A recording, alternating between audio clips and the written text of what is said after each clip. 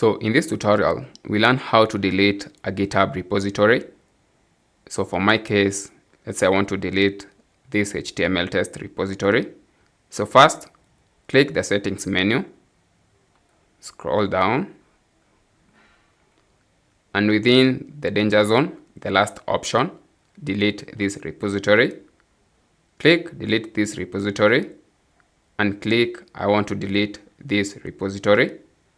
So keep in mind, when the repository will be deleted, it will be deleted permanently. And you have to confirm by simply typing the name that are within the quotation marks. I'll simply copy it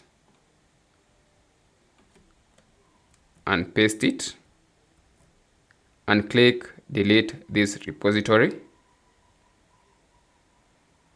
And my repository has been deleted. So when I come back to my repository, you'll see that my repo has been deleted. So that's how to delete a GitHub repository. Thanks for watching. I'm Edwin from Repro Education.